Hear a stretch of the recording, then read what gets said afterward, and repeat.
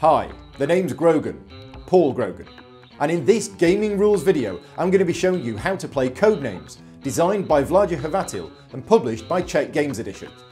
In Codenames, two rival teams of spies must try to make contact with their own agents who are out in the field operating undercover. The first team to make contact with all of their own agents wins the game, but beware, if a team makes contact with the assassin, they instantly lose.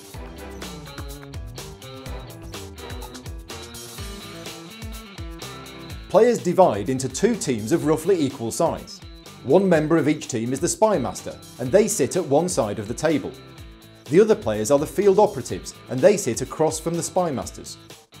Place the agent cards, the bystanders and the assassin nearby. Randomly choose 25 of the codenames and place them in a 5x5 grid. Then randomly choose one of the key cards and place it into the stand so that only the spy masters can see it.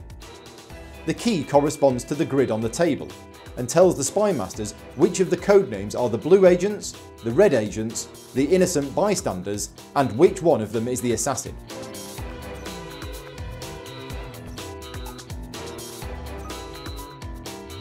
The lights around the edge of the key show which team starts.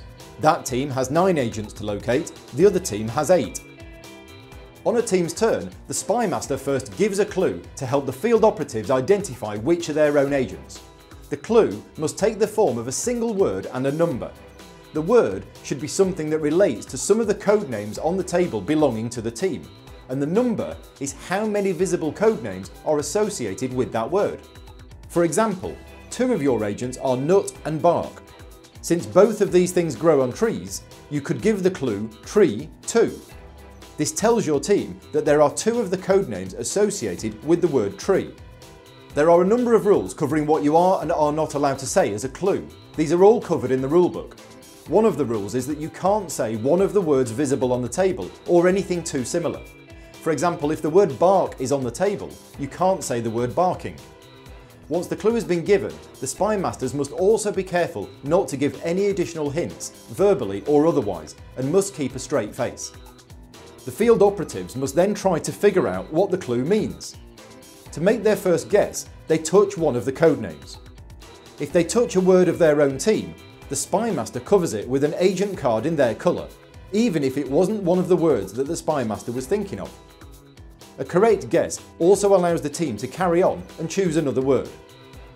If, however, the operatives indicate an innocent bystander, their turn is over and the codename is covered over with one of the innocent bystander cards.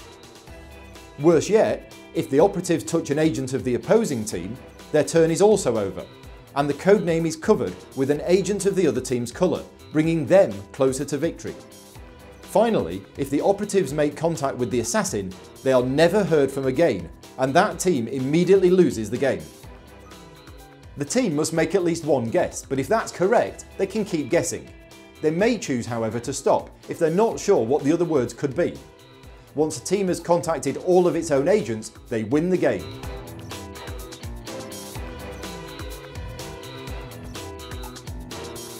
The red team starts and the spy master gives the clue suit 2.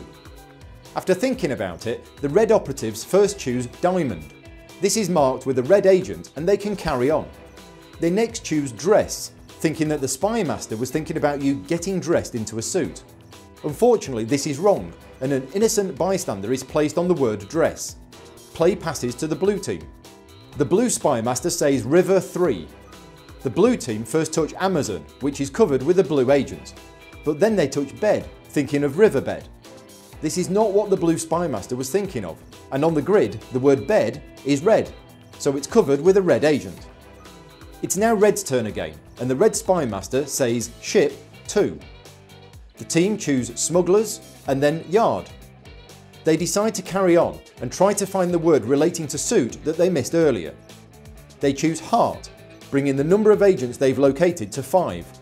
The blue team now have a lot of work to do. Codenames is normally played with 4 or more players, but there are rules to cover 2 and 3 player games. There are also expert rules to give you more options. I hope you found this video useful in learning how to play Codenames.